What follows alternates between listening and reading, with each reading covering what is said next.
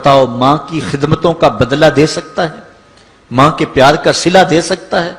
عرض کی گئی کہ میں اپنی ماں کو اپنے کندھوں پر اٹھا کر کے حج کروایا ہے اور سائی اور کعبۃ اللہ کا طواف کرایا ہے، اور حالت یہ تھی کہ اگر چٹان کے اوپر گوشت کا ایک ٹکڑا ڈال دیا جاتا تو وہ بھی بھن کے کباب بن جاتا، اتنی گرمی کی شدت تھی۔ کیا میری ماں نے میری جو خدمت کی، میری کفالت کی، مجھے دودھ پلایا، مجھے جنم دیا، تو میں نے کیا ماں کی خدمتوں کا صلہ دے دیا ہے؟ تو جواب آیا، تو نے ابھی اس کی ایک مسکراہٹ کا بدلہ بھی نہیں دیا۔ ماں جب ہنس کے دیکھتی ہے تو جنت کی ساری کلیاں کھل اٹھتی ہیں، اور بیٹے کی زندگی ماں کے اس ہنسنے سے جو ہے وہ عبادت ہوتی ہے۔ بیٹے کے لیے ماں کے جو جذبات ہیں، ماں کی جو کہانیاں ہیں، ماں کے سینے میں جو درد کے امٹتی ہوئی ایک کائنات ہے، اس کا کوئی بدل نہیں ہو سکتا۔ ساری زندگی ایک ٹانگ پہ کھڑا ہو کے بندہ ماں کی خدمت کرتا رہے پھر بھی حق ادا نہیں ہوگا۔ ماں ماں ہوتی ہے، اللہ تعالیٰ جل شانہ نے اس کو وہ درجے عطا فرمائے۔ بیٹے کے ساتھ جو پیار ماں کرتی ہے بھلا کوئی کر سکتا ہے؟ کوئی اتنی محبت دے سکتا ہے جتنی ماں محبت دیتی ہے؟ ساری زندگی بھی انسان ان محبتوں کا بدل دینا چاہے تو نہیں دے سکتا، چونکہ ماں کے پیار کا کنارہ ہی کوئی نہیں۔ ماں کی محبت کی گہرائی اور گہرائی کو کوئی ناپ ہی نہیں سکتا۔ سمندر کے پاتال تک تو شاید کوئی پہنچ گیا ہو، لیکن ماں کے پیار کا کنارہ آج تک کسی کو نہیں ملا۔ اللہ تعالیٰ نے اس کے سینے میں دھڑکتا ہوا جو دل رکھا ہے اور تڑپتی ہوئی جو ممتا رکھی ہے، وہ ایک مثال بنی ہوئی ہے کہ کسی نے کسی کو کہا کہ میں تیرے پہ راضی تب ہوں گی کہ اگر تو اپنی ماں کا کلیجہ نکال کے لے آئے۔ تو اس بدبخت نے اپنی اس محبوبہ کی خواہش کو پورا کرنے کے لیے اس اقدام کی تیاری بھی کر لی، اور جا کے ماں کا سینہ چیرا اور اس کا کلیجہ نکالا، اور اپنی اس محبوبہ کی خوشنودی کے لیے تیز تیز آ رہا ہے کہ میں اس کو دکھاؤں کہ میں نے یہ کارنامہ بھی سر انجام دے دیا اور یہ چوٹی بھی سر کر لی ہے۔ تو تیزی سے آ رہا تھا، راستے میں ٹھوکر لگی، جب گرا تو کہتے ہیں ماں کے کلیجے سے آواز آئی، پتر چوٹ تو نہیں آئی ہے؟ یہ ماں کے پیار کا روپ ہے، یہ ماں کی محبت کا انداز ہے۔ دنیا والوں، ماں کی قدر کو ضائع نہ کرنا، ماں کے پیار کو اور اس کی محبت کا صلہ دے تو نہیں سکتے، لیکن ساری زندگی ماں کی نوکری کرنا اور اپنے باپ کی زندگی کے اندر کبھی بھی نافرمانی نہ کرنا، یہ سعادت مندی اور خوش نصیبی ہوتی ہے۔ حضور نے منبر کی 3 سیڑھیوں پہ قدم رکھتے ہوئے آمین آمین کہا تھا، تو بعد میں پوچھا گیا حضور آپ نے ہر سیڑھی پہ قدم رکھتے ہوئے آمین کہا، تو یہ کیا ماجرا تھا؟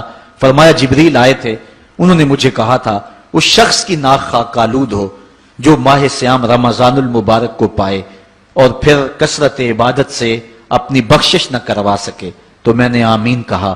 پھر کہا اس شخص کی ناک خاک آلود ہو جو والدین کو بڑھاپے میں پائے اور جنتی نہ ہو سکے ان کی خدمت کر کے، تو میں نے آمین کہا۔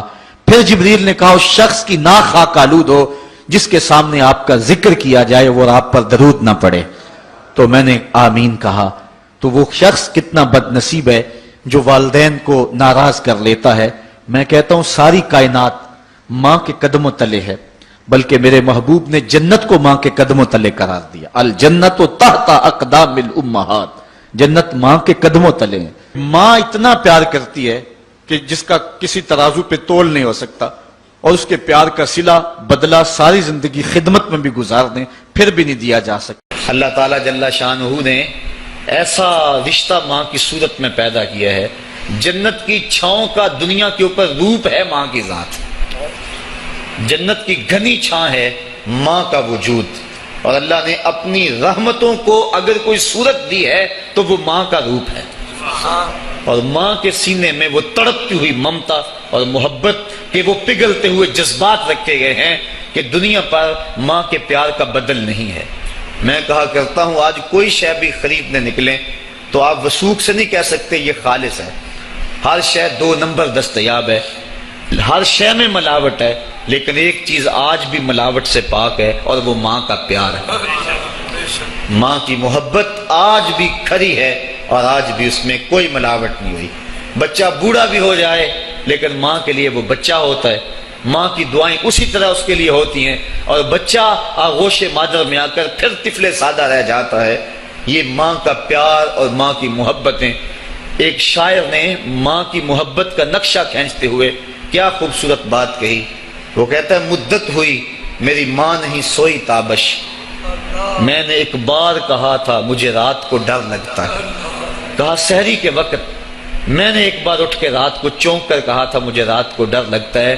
مدت ہو گئی اس بات کو، یہ قصہ پرانا ہو گیا ہوا ہے، مجھے بھی بھول گیا ہوا ہے، لیکن میری ماں رات کو نہیں سوتی، میرے بیٹے کو کہیں ڈر نہ لگ رہا. یہ ماں کے پیار کا روپ ہے.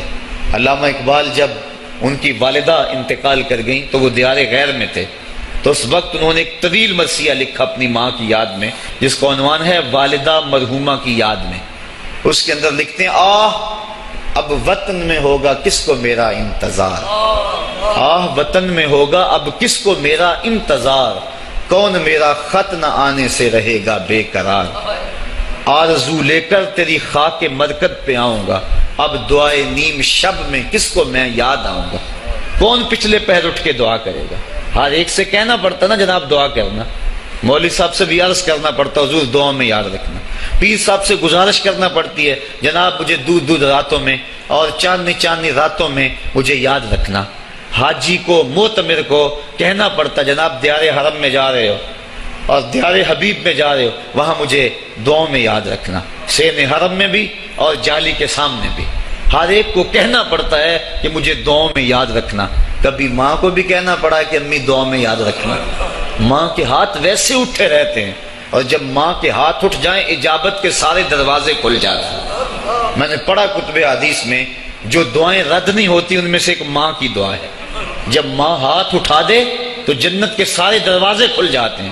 اور یہ لازمی نہیں ہے کہ ماں رابعہ بصریہ ہو تو پھر ہی اس کی دعا قبول ہوتی ہے. اپلے تھاپتی ہوئی ماں اور لیپا پوتی کرتی ہوئی ماں جو ہے وہ مٹی سے بھرے ہوئے ہاتھ اٹھا دے تو اللہ ان ہاتھوں کو بھی خالی نہیں موڑتا. ماں جب بولتی ہے تو اس کے لہجے میں جبریل بولتا ہے. ماں جب مسکراتی ہے لگتا ہے جنت کی ساری کلیاں کھل اٹھی ہیں. ماں کے چہرے کی رونق اور ماں کے چہرے کی جو ہے وہ خوشی بیٹے کے دل کو حقیقی قرار اور حقیقی تسکین دیتی ہے.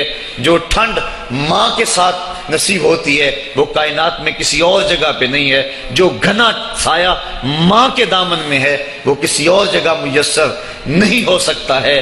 وہ کیا کہا تھا کسی نے کہ 5 اسٹار ہوٹلوں میں کھانا کھانے میں وہ لذت کہاں جو چولہے پر بیٹھ کے ماں کے ہاتھوں سے پکی ہوئی چپاتیاں کھانے میں آتا ہے. عالی جناب حضرت صاحب کیا کیا اسٹیٹ سیکرٹری نام لیتے ہیں، لیکن وہ لطف کہاں جو ماں اوئے ببلو اوئے پپو اور اوئے مٹھو کہہ کے پکارتی ہے.